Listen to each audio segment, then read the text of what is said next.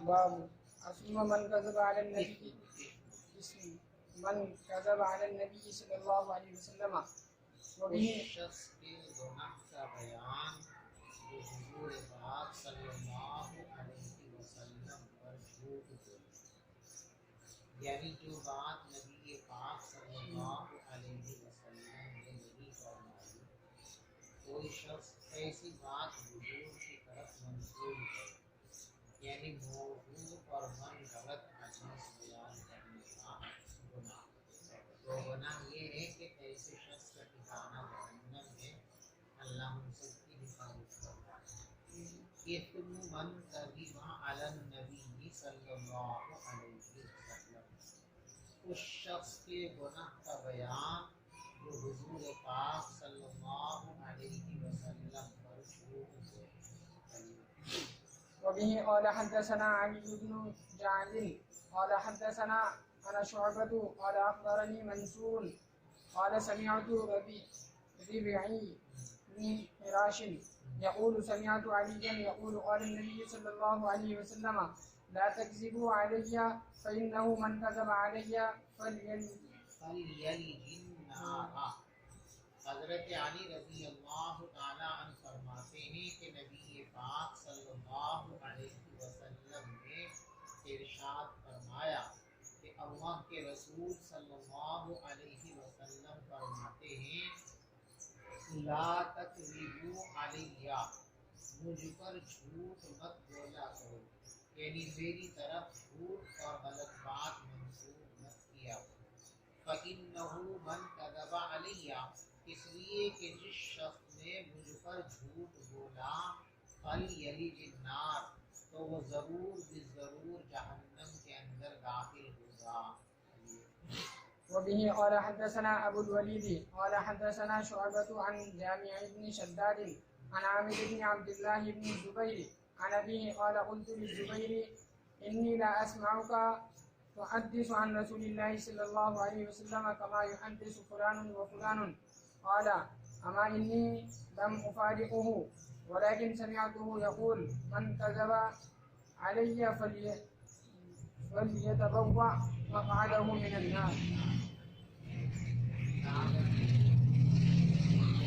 اور صحابہ اور حضرات محدثین اس خوف سے کہ کہیں حدیث بیان کرتے کرتے کوئی ایسی بات ہماری زبان سے نہ نکل جائے جو بات حضور پاک صلی اللہ علیہ وسلم سے ثابت ہوئی، اس لیے حدیث بیان کرنے میں بڑی احتیاط برتتے ہیں، بلا ضرورت حدیث بیان نہیں کرتے، اور جس حدیث پر ان کو پختہ اعتماد ہوتا، یقین ہوتا کہ واقعتاً یہ بات ہم تک حضور ہی سے پہنچی ہے، اس میں بھی احتیاط کا یہ پہلو آج تک چلا آ رہا ہے کہ حدیث پاک کو پوری بیان کرنے کے بعد کہتے ہیں او کما قال صلی اللہ علیہ وسلم، یعنی جو الفاظ ہم نے بیان کیے ہیں حدیث کے نام پر، ہمارے یقین اور ہماری تحقیق کی حد تک تو یہی بات ہے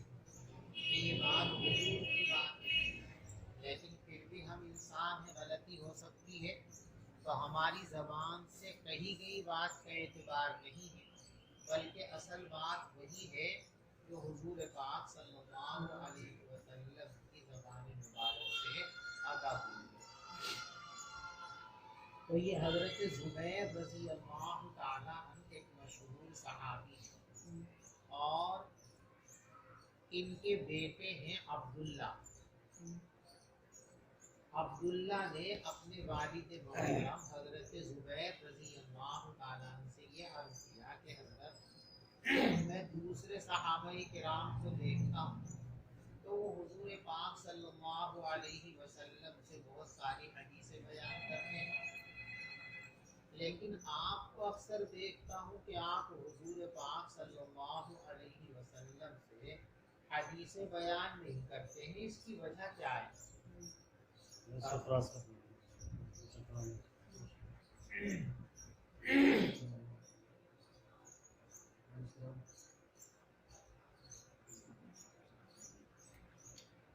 اس کی وجہ کیا ہے؟ تو حضرت زبیر نے فرمایا کہ اس کا یہ مطلب نہیں ہے کہ مجھے حدیث یاد نہیں ہے یا حضور پاک صلی اللہ علیہ وسلم کے پاس میں نہیں جاتا تھا اور مجھے حدیث سننے کا موقع نہیں ملتا تھا، ایسا نہیں ہے۔ یعنی میرا حدیث نہ بیان کرنا یہ حدیث نہ جاننے کی وجہ سے نہیں ہے، علم حدیث نہ ہونے کی وجہ سے نہیں ہے، بلکہ اس کی وجہ اصل ہے احتیاط۔ میں نے اپنے والد زبیر سے کہا انی لا اسمعک تحدث عن رسول اللہ، میں آپ کو نہیں سنتا ہوں حضور پاک صلی اللہ علیہ وسلم سے حدیث بیان کرتے ہوئے جس طرح فلاں اور فلاں صاحب بیان کرتے ہیں۔ قال زبیر نے فرمایا اما سنو انی لم افارق، میں اپنی زندگی میں حضور سے علیحدہ نہیں رہا، یعنی ہمیشہ حضور پاک صلی اللہ علیہ وسلم کے قریب رہتا تھا، آپ کی خدمت میں رہتا تھا، سفر میں بھی اور حضر میں بھی ہر وقت آپ کی معیت مجھے حاصل تھی، اس میں بہت حدیثیں میں نے سنی ہے آپ سے، یہ کیوں بیان نہیں کرتا؟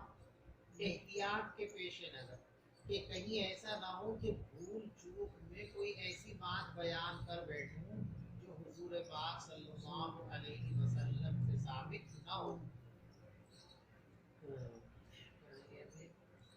قال تو فرمایا سنو میں حضور پاک صلی اللہ علیہ وسلم سے جدا نہیں رہتا، ولیکن سمعتہ، لیکن میں نے حضور پاک صلی اللہ علیہ وسلم کو ارشاد فرماتے ہوئے سنا من کذب علی فلیتبوأ مقعدہ من النار، جو آدمی میری طرف جھوٹ منسوب کرے تو اس کو اپنا ٹھکانہ جہنم میں بنا لینا چاہیے، یعنی وہ ضرور بضرور جہنم میں جائے گا، اللہ ہم سب کی حفاظت فرمائے۔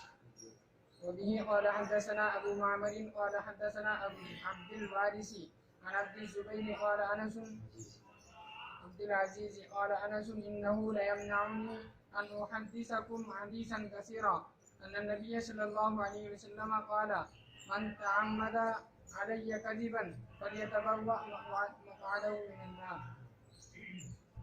حضرت انس رضی اللہ تعالیٰ عنہ فرماتے ہیں انہو، صورتحال یہ ہے کہ مجھے روکتی ہے زیادہ حدیث بیان کرنے سے یہ بات کہ نبی پاک صلی اللہ علیہ وسلم نے فرمایا جس نے جان بوجھ کر میری طرف جھوٹ کو منسوب کیا تو لازمی طور پر اس کو اپنا ٹھکانہ جہنم میں بنا لینا چاہیے۔ وبه قال حدثنا المكي بن إبراهيم قال حدثنا يزيد بن أبي عبيد عن سلمة هو ابن الأكوع قال سمعت النبي صلى الله عليه وسلم يقول من يقول علي ما لم أقل فليتبوأ مقعده من النار۔ من یقول علیہ، جس نے میری طرف سے وہ بات کہی جو میں نے نہیں کہی، یعنی جھوٹی حدیث بول کر پیش کر دی، فلیتبوأ، تو اس کو اپنا ٹھکانہ جہنم میں بنا لینا چاہیے۔ وبه قال حدثنا موسى قال حدثنا أبو عوانة عن أبي حسين عن أبي صالح عن أبي هريرة عن النبي صلى الله عليه وسلم قال تسموا باسمي ولا تكتنوا تختنوا بکنیتی، پیغمبر علیہ السلام نے فرمایا کہ میرے نام پر نام رکھ لیا، اس لیے کہ ایک نام کے بہت سارے لوگ ہوتے ہیں تو نام ہو جانے کی وجہ سے تو تشابہ نہیں ہوگا، لیکن کنیت تخصیص پر دلالت کرتی ہے، لہذا دوسرے لوگوں کی کنیت بھی وہی ہو تو اس میں اشتباہ پیدا ہوگا۔ ایسا ہوا تھا ایک مرتبہ کہ حضور پاک صلی اللہ علیہ وسلم کہیں تشریف فرما تھے بازار وغیرہ میں، تو کسی نے کہا اے ابو القاسم، حضور نے کہا نے کہا جی حضرت میں آپ کو نہیں کہہ رہا، یہ فلاں ہے، اس کا نام ابو القاسم ہے، میں اس کو کہہ رہا ہوں۔ اس وقت آپ نے فرمایا تسمو باسمی، تم میرے نام پر نام تو رکھ لیا کرو، یعنی محمد نام رکھ لیا کرو، احمد نام رکھ لیا کرو، لیکن میری جو کنیت ہے ابو القاسم وہ مت رکھا کرو، یعنی کسی کو ابو القاسم کہہ کر مت پکارا کرو، کسی کا نام ابو القاسم مت رکھا کرو۔ تمام امت کا اس پر اتفاق ہے کہ یہ ممانعت آپ کے زمانے کے ساتھ مخصوص ہے۔ آپ کے زمانے کے بعد آپ کا نام رکھنا یہ بھی درست ہے، آپ کی کنیت رکھنا یہ بھی درست ہے، اور دونوں کو جمع کرنا مثلا محمد ابو القاسم یہ بھی درست اور صحیح ہے۔ یہ ممانعت حضور کے زمانے کے ساتھ خاص ہے، کیونکہ اس کو اشتباہ کا اندیشہ تھا۔ اب آپ دنیا سے پردہ فرما گئے، اب اشتباہ کا اندیشہ نہیں ہے، لہذا اب کنیت بھی اختیار کر سکتے ہیں، نام بھی اختیار کر سکتے ہیں، اور دونوں کو ایک ساتھ جمع بھی کر سکتے ہیں۔ محمد ابو القاسم اس طرح کسی کو نام رکھ سکتے ہیں۔ ولا تقتنوا بکنیتی، میری کنیت اختیار مت کیا کرو۔ ومن رآنی فی المنام فقد رآنی، اور جس نے مجھے خواب میں دیکھا تو اس نے مجھی کو دیکھا۔ دیکھو شیطان کو اللہ تبارک و تعالی نے یہ قوت اور طاقت دی ہے کہ وہ مختلف شکلیں اختیار کر سکتا ہے، جانور کی شکل میں سامنے آ سکتا ہے، کسی انسان کی شکل میں سامنے آ سکتا ہے، خوبصورت شکل میں سامنے آ سکتا ہے، ڈراؤنی شکل کے اندر سامنے آ سکتا ہے، فاسق اور فاجر کی شکل میں آ سکتا ہے، نیک صالح اور ولی کی صورت بنا کر کسی کے سامنے آ سکتا ہے۔ شیطان کو اللہ نے یہ بھی طاقت عطا فرمائی ہے کہ وہ انسان کو خواب میں مختلف چیزیں دکھا دے۔ چنانچہ آپ نے مشکات کے اندر روایت پڑھی کہ خواب 3 طرح کے ہوتے ہیں۔ ایک تو حدیث نفس، یعنی صبح سے شام تک انسان کے ذہن پر جو خیالات ہوتے ہیں، جو دن بھر کی ان کی مصروفیات ہوتی ہیں، وہی رات کو خواب کی شکل اختیار کر لیتی ہیں، ان کی کوئی تعبیر نہیں ہوتی۔ اور فرمایا کہ ایک شیطان کی طرف سے ہوتے ہیں ڈراؤنے خواب۔ شیطان انسان کا ذہن مشوش کرنے کے لیے، اس کو پریشان کرنے کے لیے، گھبراہٹ میں مبتلا کرنے کے لیے کسی بھی طرح کی صورتحال خواب میں اس کو دکھا سکتا، حادثہ ہو گیا، یہ ہو گیا، وہ ہو گیا، فلاں ہو گیا، کسی بھی شکل میں آ کر اس کے سامنے بیان کر سکتا ہے کہ ایسا ہے اور ویسا ہے۔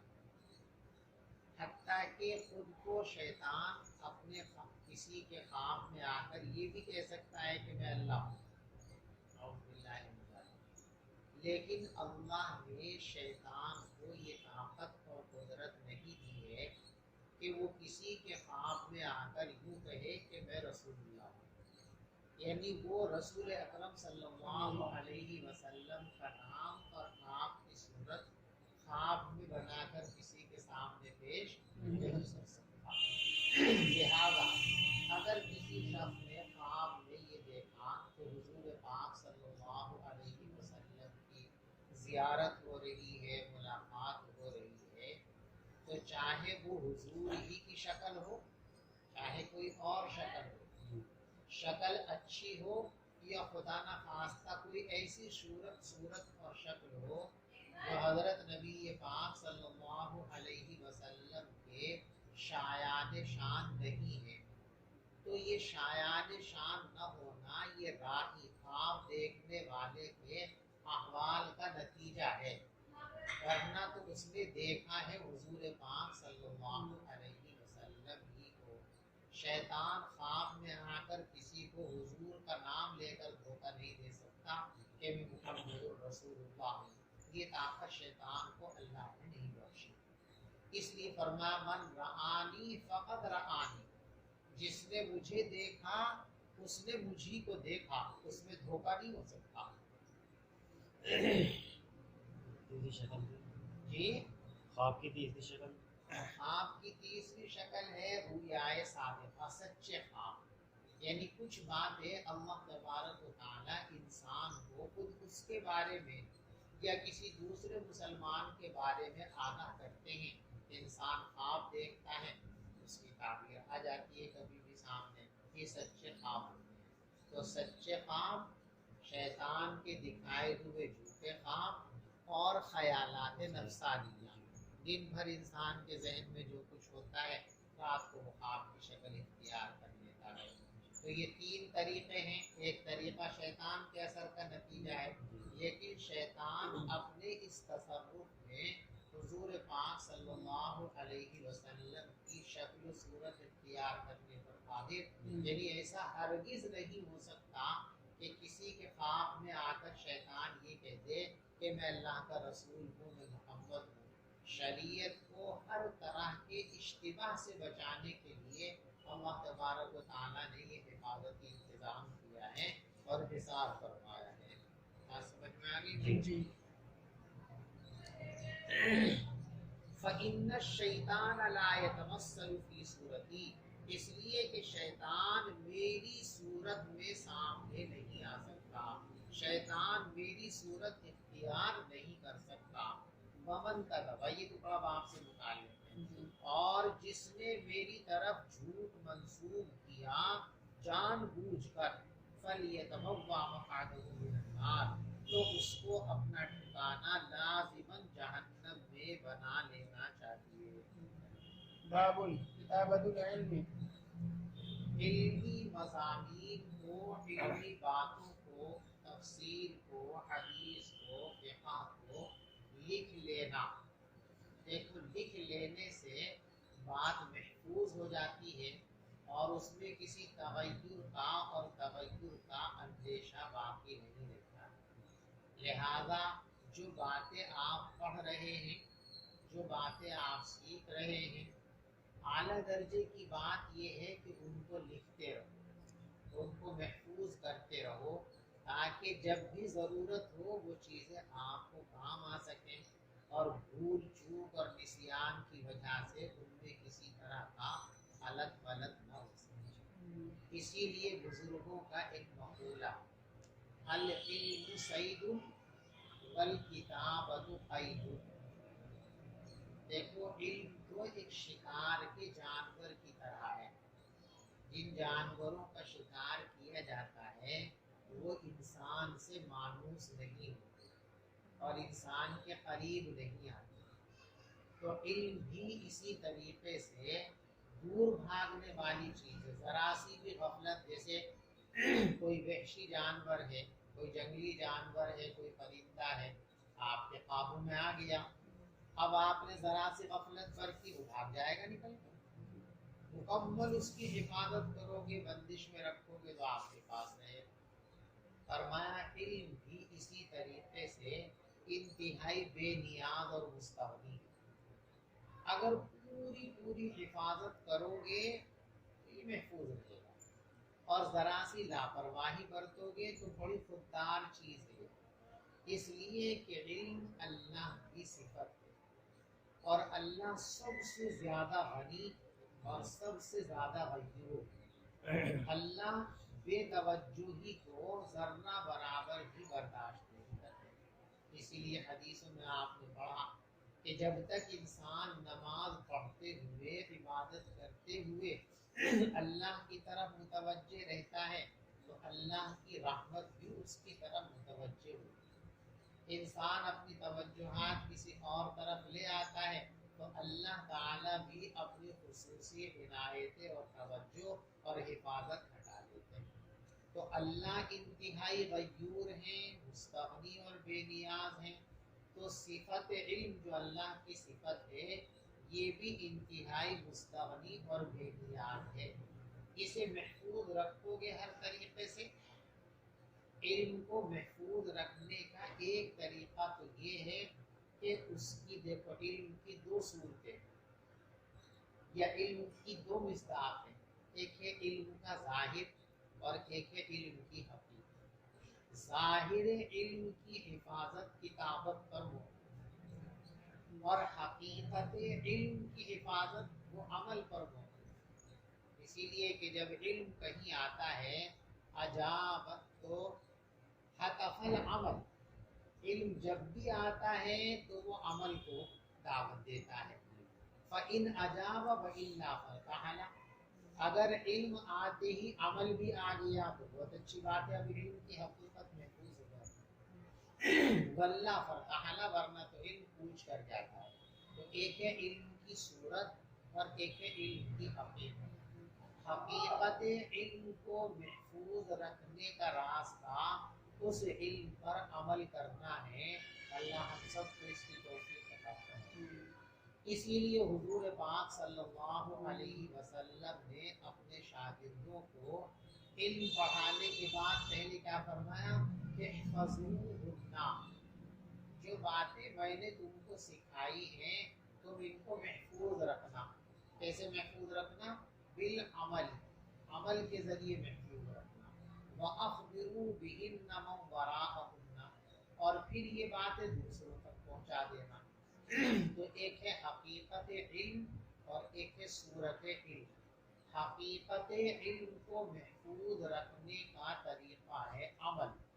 انسان جب عمل پر آ جائے گا تو حقیقت علم اس کے اندر پیدا ہو جائے گی، محفوظ ہو جائے گی، اور حقیقت محفوظ ہو جائے گی تو صورت بھی اس کے تابع ہو کر کے انشاءاللہ محفوظ ہو جائے گی.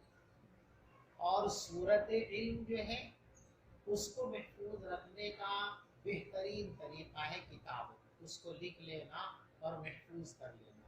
پہلے زمانے کے اندر اکثر طلباء کے پاس سبق میں کاپی ہوتی تھی اور استاذ کی جو تقریر ہوتی تھی اس کو اجمالاً اور اشاروں میں لکھ لیا کرتے تھے اور پھر اس کو اپنے کمرے میں آ کے مفصل طور پر لکھ لیا کرتے تھے. 99% طلباء کا پہلے یہ معمول تھا. تعلم دیوبند میں ہمارے زمانے میں بھی الحمدللہ، یہ بہت بعد کا دور ہے لیکن اس گئے گزرے دور میں بھی دور حدیث کے اندر ہم نے دیکھا کہ 90% طلباء کے پاس کاپی ہوتی تھی اور وہ اس کو لکھتے تھے، جیسا بھی لکھا جاتا تھا. لیکن اب یہ سلسلہ لوگوں کے پاس سے ختم ہو گیا. اب تو کاپی لکھنے کے واسطے کیا لائیں گے، اب تو جو متعلقہ درسی کتاب ہے طلباء اس کو لانے کے اندر بھی تکلف محسوس کرتے ہیں، بول محسوس کرتے ہیں. یہ بڑے خسارے کی چیز ہے، اللہ حفاظت فرمائے. تو اس باب کے اندر حضرت امام بخاری رحمۃ اللہ علیہ یہی سبق ہم کو دینا چاہتے ہیں کہ جو پڑھو کوشش کرو کہ اس کو لکھ لیا جائے. لکھ لیا جائے گا تو پھر اس میں کسی تغیر کا اور نسیان کا احتمال باقی. اگر کسی وجہ سے بشریت کی بنیاد پر بھول بھی ہوگی تو لکھا ہوا جا کے ملان کر لیں گے کافی سے، جاتا جائے گا. لیکن لکھا ہوا بھی نہیں ہے، ادھر ذہن میں نسیان ہو گیا، ظہور ہو گیا، اب کس سے پوچھیں گے جا کر کے؟ استاذ کے پاس پتہ نہیں دوبارہ جانا ہوگا نہیں ہوگا، استاذ کے پاس اتنا ٹائم ہوگا یا نہیں ہوگا. اس لیے ضروری ہے کہ لکھ لیا جائے. بات سمجھ میں آ گئی؟ اس لیے فرمایا العلم صید والکتابۃ قید. علم تو ایک شکار ہے اور لکھ لینا یہ اس کی بندش اور اس کا جال ہے. لکھ لیا تو اب محفوظ ہو گیا، اب وہ کبھی آپ کے پاس سے رخصت نہیں ہو سکتا. تو صورت علم کو محفوظ رکھنے کا آسان طریقہ کتابت علم، اور حقیقت علم کو محفوظ رکھنے کا طریقہ اس پر عمل کرنا ہے. باب کتابت العلم، علمی باتوں کو لکھ لینے کا بیان. چلیے.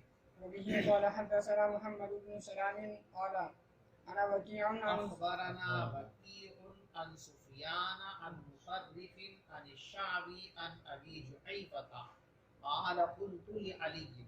دیکھیں حضرت ابو جحیفہ رضی اللہ تعالی، یہ صحابی ہیں صغار صحابہ میں سے، کم عمر کے صحابی ہیں. حضرت علی رضی اللہ تعالیٰ کے شاگرد تھے یہ. تو انہوں نے ایک مرتبہ اپنے استاد حضرت علی رضی اللہ تعالیٰ سے دریافت کیا. قلت لعلی رضی اللہ عنہ، میں نے حضرت علی رضی اللہ تعالیٰ سے پوچھا هل عندکم کتاب، کیا تمہارے پاس کچھ لکھا ہوا علم ہے؟ یعنی تم کچھ لکھتے تھے؟ دیکھو یہاں کتاب سے مراد جو ہے هل عندکم کتاب، یہ دراصل ایک خاص پس منظر میں سوال ہے۔ روافظ ملعون یہ عقیدہ رکھتے ہیں کہ حضور پاک صلی اللہ علیہ وسلم کو اللہ کی طرف سے جو علوم عطا کیے گئے تھے، جو وحی کے ذریعے آپ کے پاس اللہ کے فرامین آئے تھے، اس میں سے کچھ باتیں تو آپ نے سارے لوگوں کو عمومی طور پر بتائی، کچھ باتیں ایسی ہیں جو آپ نے صرف اور صرف اہل بیت کو بتائی ہیں، اہل بیت کے علاوہ وہ باتیں آپ نے کسی کو نہیں بتائی، وہ راز بس نبی اور اہل بیت کے درمیان ہے، امت کا کوئی دوسرا شخص اس کو نہیں جانتا۔ یہ عقیدہ در حقیقت حضور پاک صلی اللہ علیہ وسلم پر سب سے بڑی تہمت ہے اور آپ پر سب سے بڑا الزام ہے۔ جب اللہ تبارک و تعالیٰ یہ فرماتے ہیں یا ایھا الرسول بلغ ما انزل الیک من ربک وَإِن لَّمْ تَفْعَلْ فَمَا بَلَّغْتَ رِسَالَتَهُ، اے نبی جو کچھ بھی آپ پر اتارا گیا، ما عموم کے لیے ہوتا ہے، ما انزل الیک، جو کچھ بھی آپ پر اتارا گیا اسے لوگوں تک پہنچا دو۔ اور آگے کیا فرمایا؟ وَإِن لَّمْ تَفْعَلْ، اگر آپ نے ایسا نہیں کیا، یعنی ہماری طرف سے آئی ہوئی ساری باتیں آپ نے امت تک، انسانیت تک نہیں پہنچائی، وَمَا بَلَّغْتَ رِسَالَتَهُ، تو آپ نے اپنے رسول ہونے کا حق ادا نہیں کیا۔ تو اگر حضور نے ساری باتیں لوگوں کو نہیں بتائی تو قرآن کے مطابق کیا ہے؟ نعوذ باللہ من ذالک، آپ نے نبوت کا ادا۔ جبکہ سارے صحابہ نے حجۃ الوداع کے موقع پر اس بات کی شہادت دی تھی کہ آپ نے تبلیغ اور رسالت کا حق ادا کیا۔ آپ نے میدان عرفات کے اندر وہ خطبہ دینے کے بعد فرمایا تھا الا هل بلغت، الا هل بلغت، الا هل بلغت، ارے لوگوں دھیان سے سنو اور بتاؤ کیا میں نے تبلیغ پورے طور پر کر دی، میں نے پورا دین تم کو پہنچا دیا؟ تو سب نے کہا ہاں بالکل آپ نے پہنچا دی۔ بہرحال روافظ کا یہ گمراہ کن عقیدہ کہ حضور پاک صلی اللہ علیہ وسلم نے کچھ باتیں صرف اور صرف اہل بیت کو بتائی، حتیٰ کہ یہ ظالم لوگ یوں تک کہتے ہیں کہ یہ قرآن جو دنیا کے اندر پڑھا جاتا ہے یہ کامل اور مکمل قرآن نہیں بلکہ یہ ادھورا قرآن ہے، اس قرآن کا ایک حصہ وہ ہے جو صرف اہل بیت کے پاس ہے اور کسی کے پاس نہیں ہے۔ تو یہ جو روافظ نے یہ بات چلا رکھی تھی نا کہ کچھ علوم نبوت صرف اور صرف اہل بیت کے پاس ہے اور کسی کے پاس نہیں ہے، اس مسئلے کی تصدیق کے لیے حضرت ابو جحیفہ رضی اللہ تعالیٰ نے حضرت علی سے سوال کیا کہ ہم لوگوں کے پاس، پورے صحابہ اور امت کے پاس جو علوم ہیں ان کے علاوہ کوئی ایسا مخصوص صحیفہ بھی ہے جو صرف نبی نے آپ کو دیا ہو کسی اور کو نہ دیا ہو، ایسا ہے کیا؟ قلت، میں نے حضرت علی رضی اللہ تعالیٰ عنہ سے عرض کیا هل عندکم کتاب، کیا تمہارے پاس کوئی مخصوص کتاب ہے؟ قال لا، حضرت علی نے فرمایا کہ ایسا کچھ بھی نہیں۔ حضور پاک صلی اللہ علیہ وسلم نے جو کچھ اہل بیت کو بتایا وہی پوری امت کو بتایا، جو پوری امت کو بتایا وہی اہل بیت کو بتایا۔ اہل بیت کے لیے علیحدہ کچھ تعلیمات ہوں، چپکے سے کچھ باتیں بتا دی گئی ہوں، امت کو نہ بتائی ہوں، ایسا ہرگز نہیں۔ تو حضرت علی نے فرمایا لا، نہیں ایسا نہیں، کوئی مخصوص صحیفہ جو حضور نے چپکے سے ہمیں تھما دیا ہو ایسا نہیں۔ ہاں البتہ حضور پاک صلی اللہ علیہ وسلم جب باتیں بیان فرماتے تھے تو بعض صحابہ کرام ان باتوں کو لکھ لیا کرتے تھے، تو میں بھی جب حضور پاک صلی اللہ علیہ وسلم کی باتیں سنتا تھا تو کچھ باتیں میں بھی لکھ لیا کرتا تھا. وہ کچھ باتیں جو میں لکھ لیا کرتا تھا وہ میرے پاس لکھی ہوئی موجود ہے. لیکن وہ ایسے نہیں کہ پردے میں حضور مجھے بتاتے تھے. عمومی مجلس کے اندر ارشاد فرماتے تھے, لوگ سنتے تھے, کچھ لکھتے تھے, کچھ نہیں لکھتے تھے. تو میں کبھی کبھی کچھ باتیں لکھ لیا کرتا تھا, وہ میرے پاس لکھی ہوئی موجود ہیں. یہ ترجمۃ الباب ہے. حضرت امام بخاری رحمۃ اللہ علیہ جو یہ مسئلہ ہمیں پڑھا رہے ہیں کہ علمی باتوں کو لکھ لینا چاہیے تاکہ وہ محفوظ ہو جائیں. وہ کہاں سے ثابت کیا؟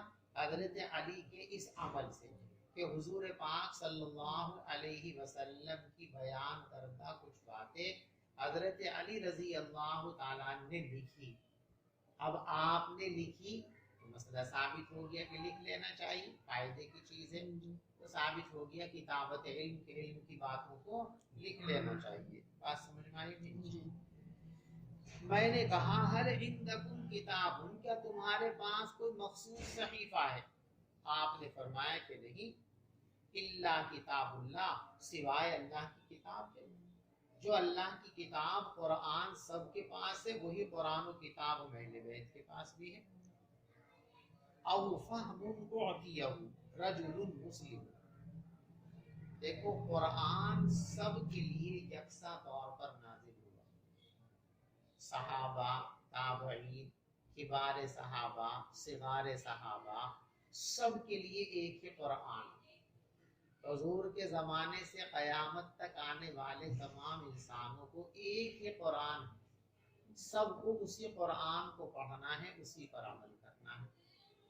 لیکن اس قرآن کو سمجھنے کی صلاحیت, دیکھو نفس قرآن سب کے لیے عام, لیکن فہم قرآن یہ سب کے لیے عام.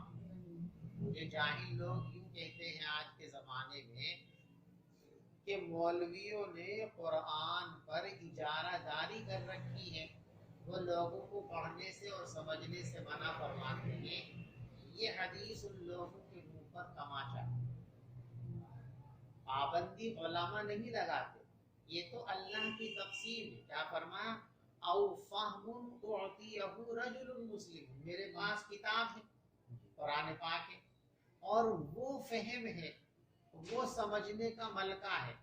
قرآن فہمی کی وہ صلاحیت ہے جو اللہ کی طرف سے کسی مسلمان کو دی جاتی. تو فہم قرآن, دیکھو قرآن کے دو حصے. قرآن کا ایک حصہ وہ ہے جو مواعظ پر, نصیحتوں پر مشتمل. اس کا سمجھنا آسان ہے اور عام ہے. قرآن کہتا ہے وَلَقَدْ يَسَّرْنَا الْقُرْآنَ لِلذِّكْرِ, ہم نے تو قرآن کو نصیحت حاصل کرنے کے لیے بہت آسان کر دیا. مثال بیان فرمائی وَلَقَدْ صَرَّفْنَا لِلنَّاسِ فِي هَذَا الْقُرْآنِ مِنْ كُلِّ مَثَلٍ, ہم نے قرآن میں ہر طرح کی مثالیں پیش کی ہیں تاکہ لوگ سمجھ جائیں. اور ایک احکام کا باب, یہ احکام کا باب ہر آدمی کی سمجھ میں آنے والا نہیں ہے. اس کے لیے بہت سارے علوم اور خدا داد مخصوص صلاحیتیں درکار ہیں. جس کے پاس وہ ہوتی ہے صلاحیتیں وہ قرآن کو سمجھتا ہے, اور جس کے پاس نہیں ہوتی ہیں نہیں سمجھ پاتا ہے. تو علماء کی طرف سے اجارہ داری نہیں ہے. علماء تو یہ کہتے ہیں سمجھو, اس لیے کہ حضور نے فرمایا کہ سمجھو. قرآن کے جو حقوق مسلمانوں پر اللہ کے رسول صلی اللہ علیہ وسلم کی طرف سے عائد کیے گئے, ان میں ایک حق یہ بھی ہے وَتَدَبَّرُوا مَا فِيهِ, اور قرآن میں جو کچھ ہے اس پر غور و فکر کیا کرو, لیکن اس کے لیے اپنے اندر پہلے صلاحیت پیدا کرو. بغیر صلاحیت کے کوئی کام. تو حضرت علی نے فرمایا کہ ہمارے پاس ایسا تو کچھ نہیں ہے کہ علیحدہ سے کوئی صحیفہ ہو, لیکن اتنی بات ضرور ہے کہ اللہ کی طرف سے جو مخصوص فہم دی جاتی ہے وہ مخصوص فہم اللہ نے مجھ کو عطا فرمائی ہے. او فہم اعطیہ, مگر اللہ کا قرآن یا وہ سمجھ جو دی جاتی ہے اللہ کی طرف سے کسی مسلمان شخص کو، ٹھیک ہے نہیں؟ اور کیا ہے؟ او ما فی ہذہ الصحیفہ، یا پھر وہ چند باتیں جو میرے اس صحیفے میں لکھی ہوئی ہیں. ایک کاغذ پر کچھ باتیں لکھ لی تھی اور حضرت علی رضی اللہ تعالیٰ اکثر و بیشتر اس کو اپنی تلوار کے نیام میں رکھتے تھے تاکہ بوقت ضرورت کام آئے، اس کو پڑھنے محفوظ رہے. تو فرمایا او ما فی ہذہ الصحیفہ، یا پھر وہ باتیں جو اس صحیفے کے اندر لکھی ہوئی ہے. دیکھو بہن، اس کو التی کانت فی قراب سیفی، وہ تحریر جو ہر وقت حضرت علی رضی اللہ تعالیٰ عنہ کی تلوار کے نیام میں رہا کرتی تھی. قال، ابو جحیفہ فرماتے ہیں، قلت، میں نے کہا، ما فی ہذہ الصحیفہ، اس صحیفے میں کیا لکھا ہوا ہے؟ کہ جو حضور سے سن کر مخصوص باتیں آپ نے لکھی ہیں اور آپ کی تلوار کے نیام میں ہیں، تو وہ کیا مضامین ہیں؟ کیا لکھا ہوا آپ کی تحریر کا خلاصہ کیا ہے؟ قال، تو حضرت علی نے فرمایا، العقل، عقل کے معنی دیت. انسان کسی انسان کی جان لے لے، اس جان کے بدلے میں جو مال وصول کیا جاتا ہے وہ دیت کہلاتی ہے. انسان کسی انسان کے جسم کو نقصان پہنچا دے، آنکھ توڑ دے، کان کاٹ لے، ہاتھ کاٹ دے، ہونٹ کاٹ لے، دانت توڑ دے، آنکھ توڑ دے، ان پر جو مالی جرمانہ ہے، ان سب کو کیا کہتے ہیں؟ دیت کہتے ہیں. تو فرمایا میرے پاس جو لکھا ہوا ہے وہ دیت کے احکام ہے. یعنی حضور پاک صلی اللہ علیہ وسلم نے ایک موقع پر دیت کی تفصیل بیان فرمائی تھی کہ اس صورت میں یہ ہے، اس صورت میں یہ ہے، اس عضو کا بدلہ یہ ہے، اس چیز کی دیت یہ ہے. تو وہ تمام تفصیلات جو دیت کی پیغمبر علیہ السلام نے سب کے سامنے بیان فرمائی تھی، تنہائی میں نہیں، سب کے سامنے بیان فرمائی تھی. میں نے ان کو لکھ لیا تھا، وہ میرے پاس محفوظ ہے. دوسری چیز، وفقاء الاسیر، قیدیوں کو چھڑانا. حضور پاک صلی اللہ علیہ وسلم نے مختلف موقعوں پر غلاموں کو آزاد کرانے کی ترغیب دی، قیدیوں کو آزاد کرانے کی ترغیب دی. تو اس کے متعلق جو آپ کی ہدایات تھی وہ میں نے لکھی تھی. تیسری چیز، لا یقتل مسلم بکافر، حضور پاک صلی اللہ علیہ وسلم نے ایک موقع پر یہ قانون اور اعلان فرمایا تھا کہ کسی مسلمان کو کسی کافر کے بدلے قتل نہیں کیا جائے. دیکھو، ایک مسلمان دوسرے مسلمان کو اگر قتل کر دے تو اس کی سزا قصاص ہے. جان بوجھ کر کسی نے کسی کو قتل کر دیا، یا ایھا الذین آمنوا کتب علیکم القصاص فی القتلی، اے مسلمانوں، مقتولین کے سلسلے میں تمہارے اوپر قصاص لازم قرار دیا گیا ہے. لیکن کوئی مسلمان کسی کافر کو قتل کر دے، دیکھو میدان جنگ کے اندر کسی حربی کافر کو قتل کر دیا، اس میں تو کوئی اختلاف نہیں ہے، سب کے نزدیک تو ثواب کا کام ہے. یا میدان جنگ کے باہر بھی یوں ہی ذاتی دشمنی کی بنیاد پر کسی مومن نے کسی حربی کافر کو قتل کر دیا، اس پر بھی سب کا اتفاق ہے کہ یہاں دیت دی جائے گی، قصاص نہیں لیا جائے گا. مومن کو کافر کے بدلے میں قتل نہیں کیا جائے گا. لیکن ایک کافر ذمہ ہے، مسلم مملکت میں، مسلمانوں کے اسٹیٹ اور حکومت میں ایک کافر امان لے کر، ویزا لے کر رہتا ہے، شہریت لے کر رہتا ہے. اب کوئی مسلمان اگر اسے قتل کر دے تو ائمہ ثلاثہ فرماتے ہیں کہ اس کو بھی قصاصاً قتل نہیں کریں گے، وہاں بھی دیت لی جائے گی. ان حضرات کا استدلال جو ہے وہ عموم سے، عموم ہے نا، لا یقتل مسلم بکافر، کوئی مسلمان کسی کافر کے بدلے قتل نہیں کیا جائے. لیکن امام اعظم ابو حنیفہ رحمۃ اللہ علیہ کی رائے ہے کہ ذمہ اس سے مستثنا، اس لیے کہ گورنمنٹ نے اسلامی مملکت میں اس کی جان کے تحفظ کی ذمہ داری لے لی ہے۔ اب ایسے شخص کو قتل کرنا گویا اسلامی مملکت کے نظام میں خلل اندازی کرنا ہے۔ اس لیے فرمایا کہ اس صورت کے اندر اس کی گنجائش اور اجازت نہیں ہے، وہاں قتل کیا جائے گا۔ اس لیے دیکھو یہ لکھا ہے حربی، دکھ رہا نا اوپر آپ کو؟ بات سمجھ میں آ گئی آپ کو بھی؟ چلیے اگلی روایت پڑھیے۔ وبه قال حدثنا أبو نعيم الفضل بن دكين قال حدثنا شيبان عن يحيى شيبان عن يحيى عن أبي سلمة عن أبي هريرة رضي الله عنه أن خزاعة قتلوا رجلا من بني ليث عام فتح مكة بقتيل منهم قتلوه، فأخبر بذلك النبي صلى الله عليه وسلم فركب راحلته فخطب فقال إن الله حبس عن مكة القتل أو الفيل. قال محمد وجعلوه على الشك كذا.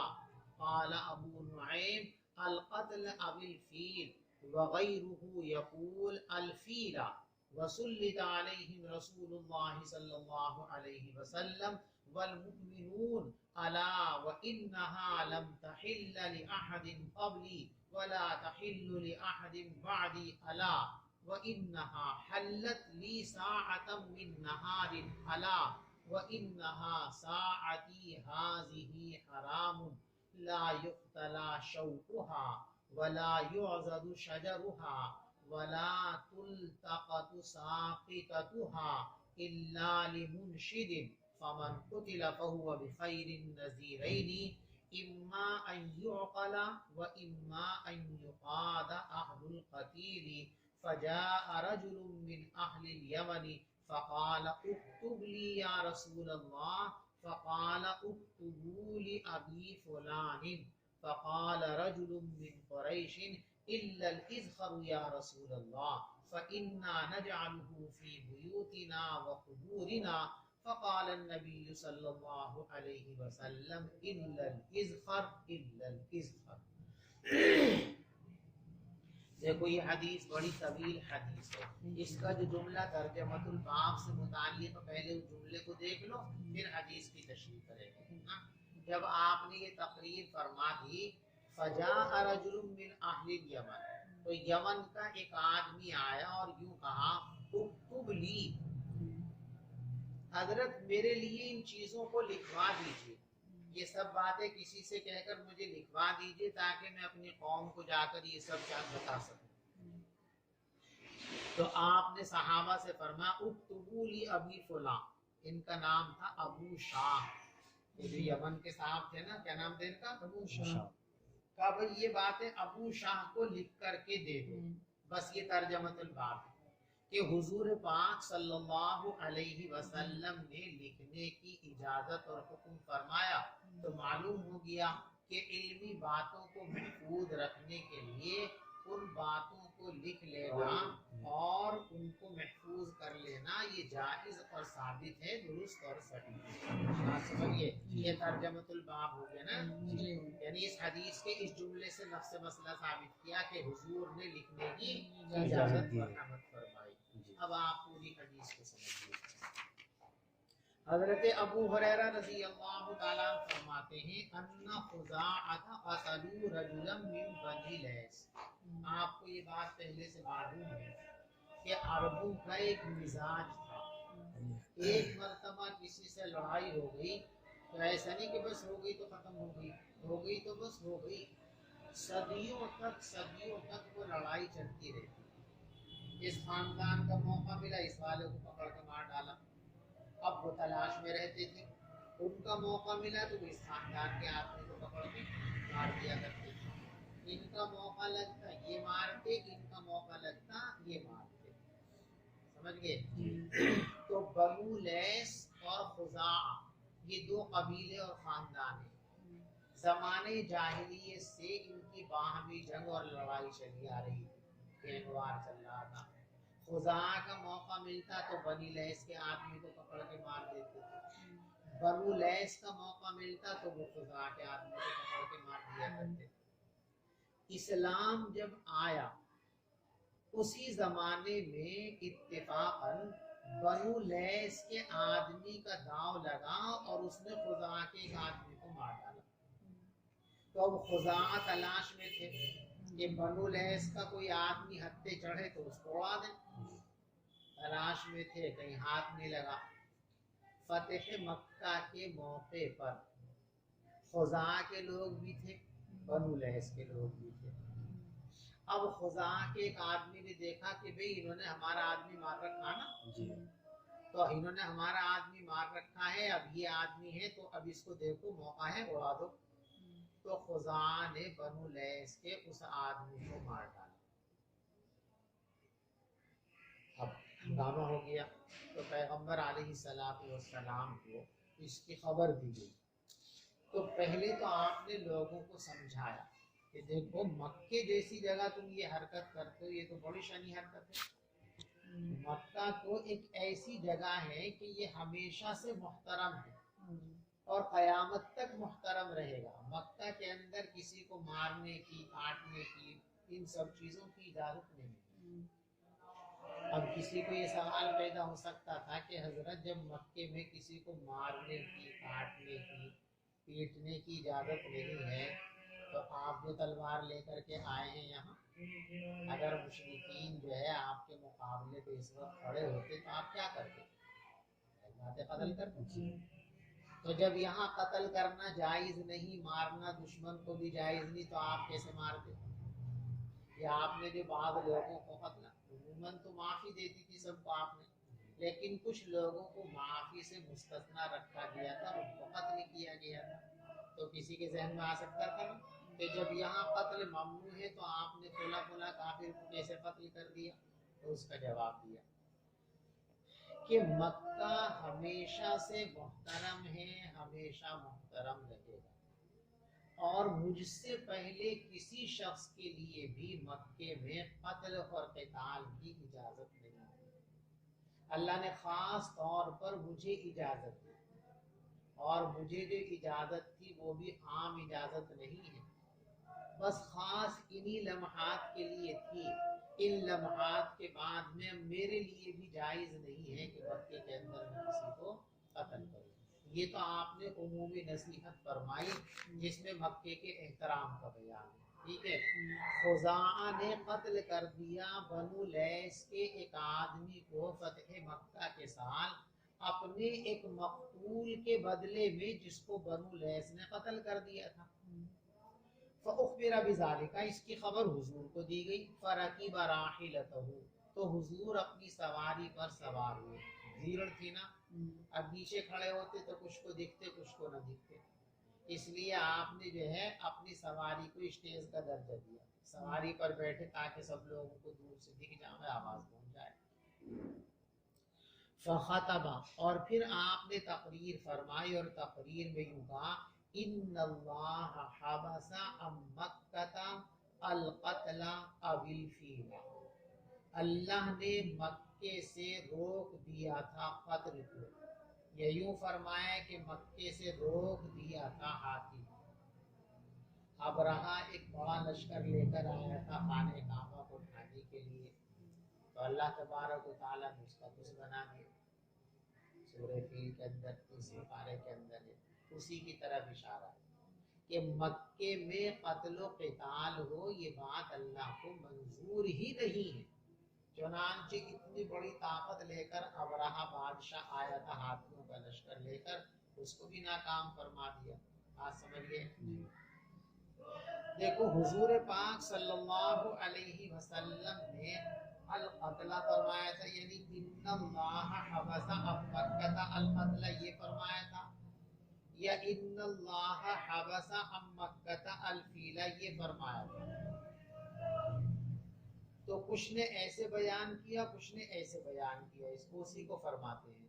आला मुहम्मद, इमाम मुहम्मद रहमतुल्लाह अलैह इरशाद फरमाते हैं, इजअलूहु अला शक्की कज़ा, تم اس کو اسی طرح صیغہ شک کے ساتھ نقل کرو، کیونکہ جب ذہن سے نکل گئی یہ بات تو تعین مت کرو کسی ایک کی۔ ہم نے قتل کی تعین کی، ہو سکتا حضور نے فیل فرمایا ہو، ہم نے فیل کی تعین کر لی، حضور نے قتل فرمایا ہو، تو ایسے شک کے ساتھ بیان کرو، القتل او الفیل، یا تو قتل فرمایا تھا یا فیل اور ہاتھی فرمایا تھا۔ قضا قال ابو نعیم، یہ ابو نعیم بھی اسی طرح نقل کرتے تھے۔ یہ ابو نعیم جو ہے یہ امام بخاری رحمۃ اللہ علیہ کے استاد ہیں۔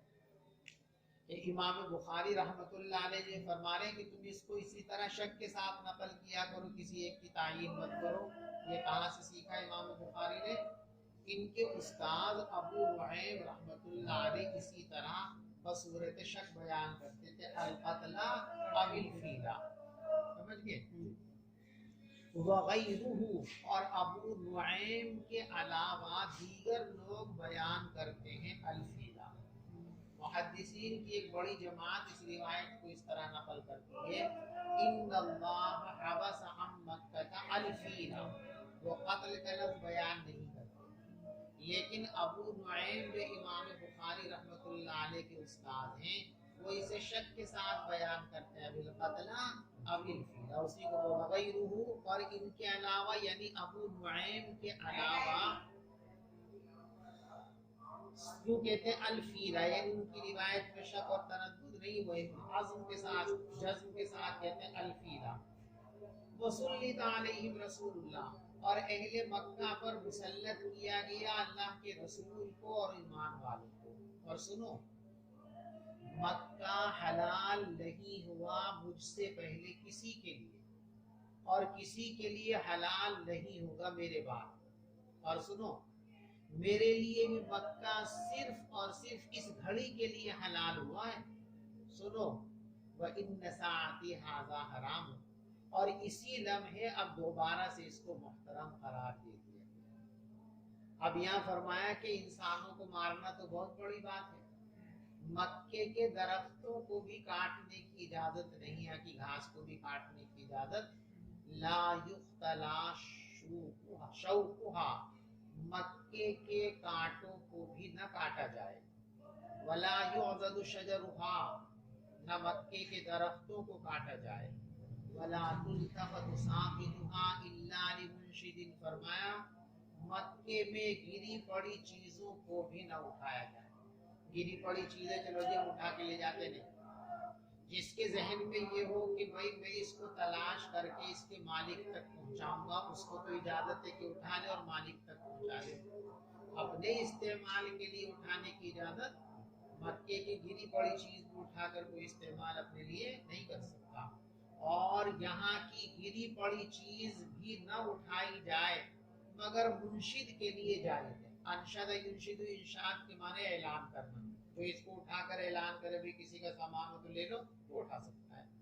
فمن قتل، اب جو ان کے پاس مسئلہ اصل پیش آیا تھا کہ ایک خاندان کے لوگ نے دوسرے خاندان کے آدمی کو قتل کر دیا تھا، اب یہ مکے کی حرمت وغیرہ بیان کر کے اب اصل مسئلے کا فیصلہ فرماتے ہیں۔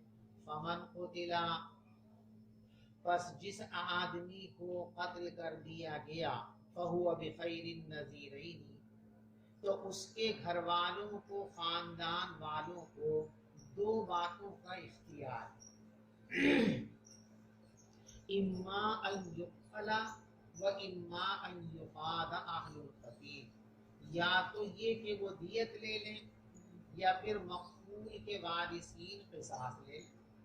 دو ہی راستے ہیں، یا تو قصاص لے لو یا پھر دیت لے لو۔ یہ مسئلہ بیان کر دیا۔ فجاء رجل من اہل الیمن، تو یمن کا ایک آدمی آپ کے پاس آیا اور کہنے لگا، اکتب لی یا رسول اللہ، حضور میرے لیے ان باتوں کو لکھوا دیجئے۔ تو آپ نے فرمایا ابو فلاں کو لکھ کر دے دو۔ فقال رجل من قریش، تو قریش کے ایک آدمی نے کہا، ان الاظفر یا رسول اللہ، جب آپ نے فرمایا کہ مکے کے درختوں کو بھی نہیں کاٹا جائے گا، حضرت عباس رضی اللہ تعالیٰ نے کہا کہ حضرت اظفر کی اجازت دے دیجیے، اس لیے کہ اظفر گھاس جو ہے اس کو ہم کاٹ کے جو ہے نا ہم اپنے से घर की छत पर भी डालते हैं, और जब मुर्दे को दफनाना चाहते हैं तो उस वक्त उसके कब्र के अंदर भी हम ये घास रख देते हैं ताकि ऊपर से गिरने वाली मिट्टी वो उसके कफन और जिस्म तक न पहुंचे। तो अगर इसको भी काटने की पाबंदी हो गई तो अब हमें बड़ी दुश्वारी हो जाएगी, मुर्दे दफनाने में दुश्वारी होगी और इसी तरीके से जो है घर बनाने में भी दुश्वारी होगी। तो इसको मुस्तस्ना कर दीजिए। तो कुरैश के एक आदमी ने कहा इल्लल इज़फर या रसूल अल्लाह, हुजूर इज़फर का इस्तिस्ना फरमा दीजिए। फ़इन्ना नजअलुहु फी बुयूतिना व कुबूरिना, इसलिए कि हम इज़फर को इस्तेमाल करते हैं अपने घरों के बनाने में और अपने कब्र के बनाने में। तो पैगंबर अलैहिस्सलातु वस्सलाम ने फरमाया इल्लल इज़फर, इल्लल इज़फर, सिवाय इज़फर के, यानी इज़फर तो जरूरत के लिए काटी जा सकती, कोई और दरख्त मक्के का काटना जायज नहीं है।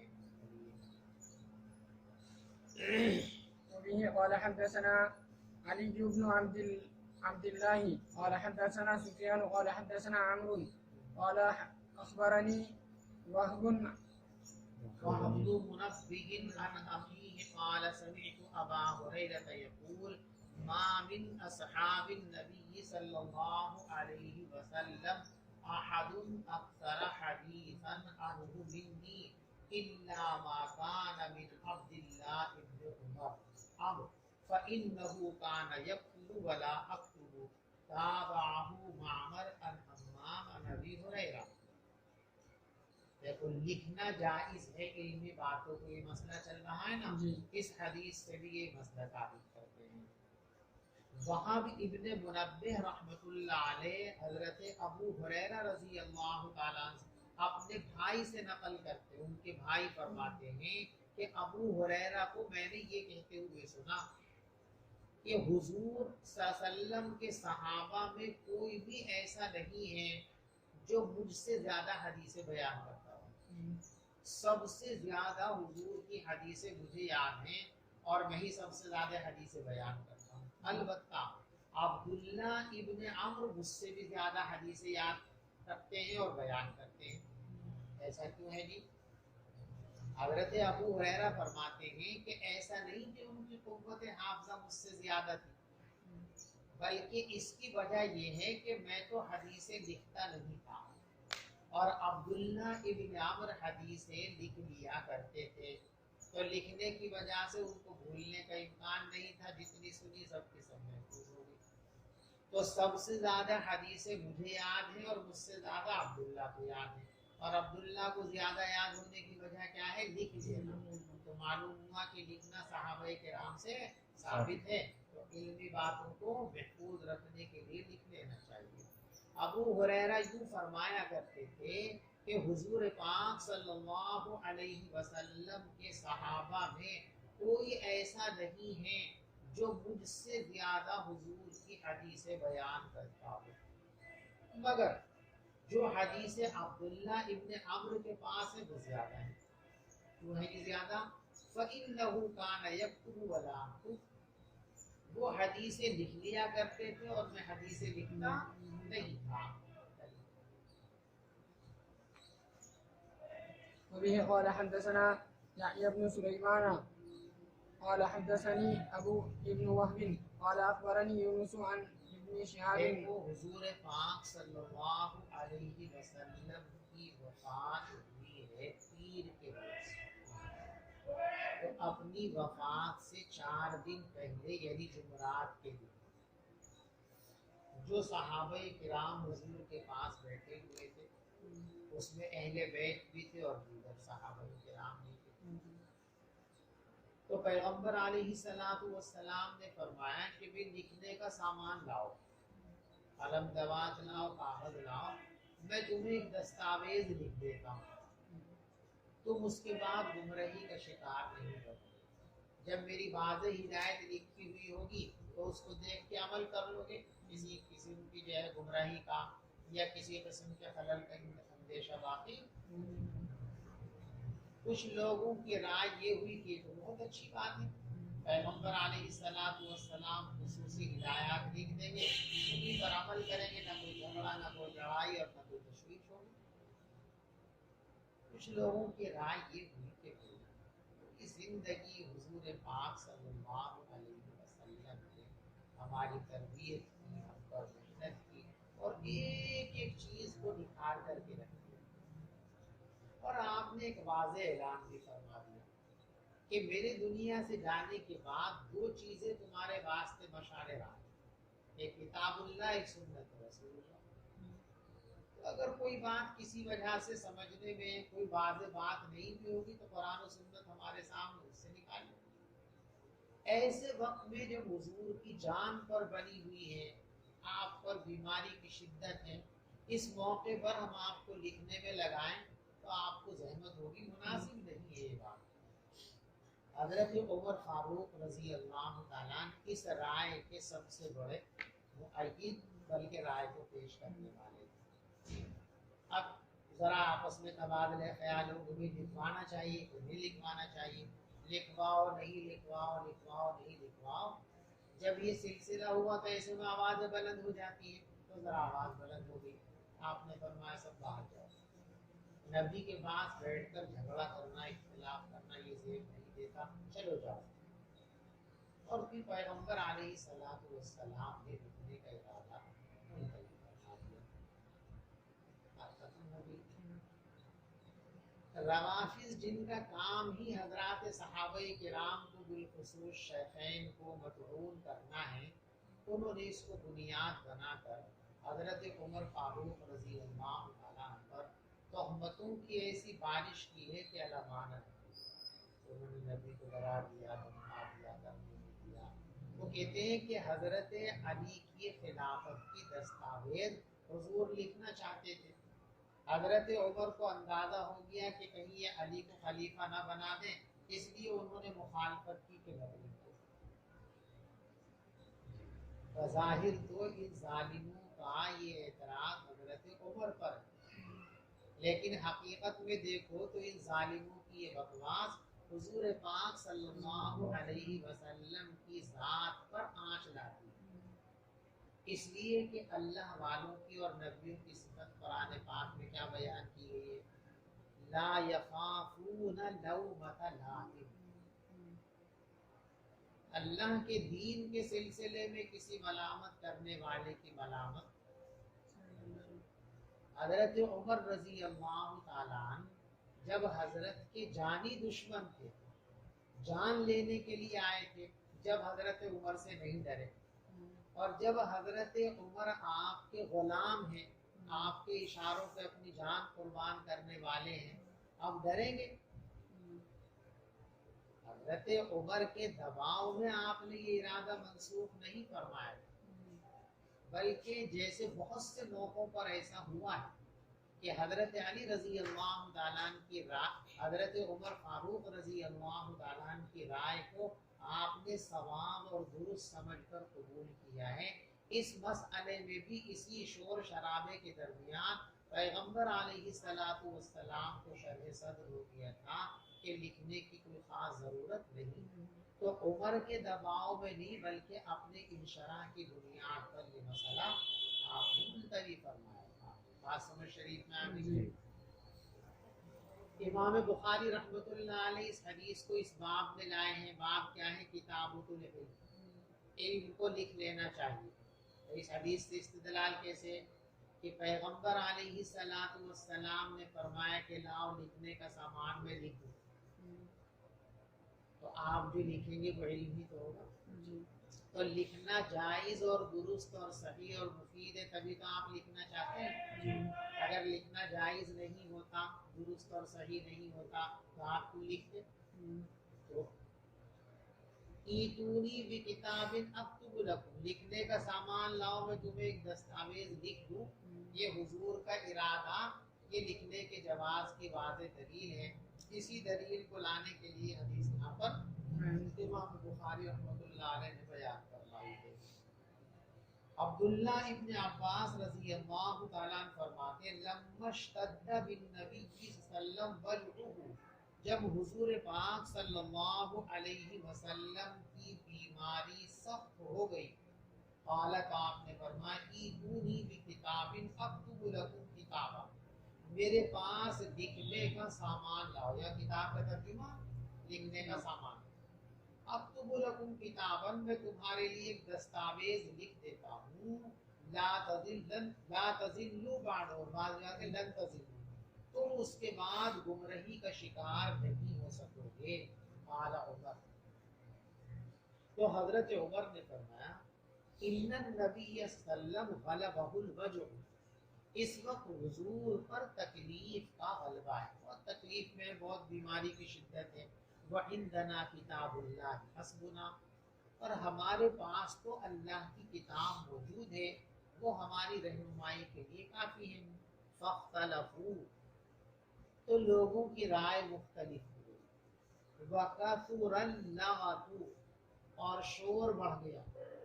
قالت، حضور نے فرمایا قوموا عنی، میرے پاس سے اٹھ کر چلے جائے۔ وَلَا يَنبَغِي عِنْدِي التَّنَازُعُ، اور میرے پاس جھگڑنا مناسب نہیں۔ بعض روایتوں کے لا ينبغي عند نبی، نبی کے پاس جھگڑا مناسب۔ فخرج ابن عباس، تو ابن عباس رضی اللہ تعالیٰ عنہ باہر نکلے۔ دیکھو بظاہر خرجہ سے یہ سمجھ میں آتا ہے کہ عبداللہ ابن عباس اس مجلس میں موجود تھے، اور آگے جو جملہ ہے ان الرضیہ، یہ جملہ حضرت نے اسی وقت نکل کر کے بیان فرمایا۔ ایسا سمجھ میں آ رہا ظاہر عبارت سے، لیکن ایسا نہیں۔ حضرت عبداللہ ابن عباس تو اصاغیر صحابہ میں ہیں، اس وقت مجلس میں موجود بھی نہیں تھے، اور یہ تبصرہ انہوں نے اس وقت نہیں فرمایا۔ حضور پاک صلی اللہ علیہ وسلم کی وفات کے بعد کسی موقع پر اپنے شاگردوں کو یہ واقعہ سناتے ہوئے تب یہ تبصرہ فرمایا تھا کہ بھئی اس دن کا وہ واقعہ ہمارے لیے بڑا مشقت کا اور بڑا ہی سخت تکلیف کا ہے۔ فخرج ابن عباس، دیکھو حاشیہ نمبر 6 دیکھو، ظاہرہ یدل علی ان ابن عباس کان معه فی تلک الحالہ فخرج قائلا بهذه المقالہ۔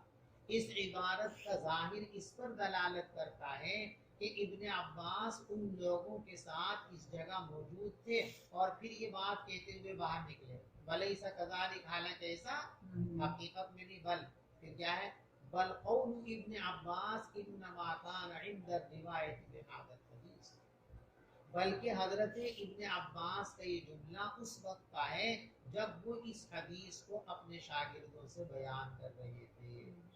ٹھیک ہے، یعنی جس گھر میں بیٹھ کر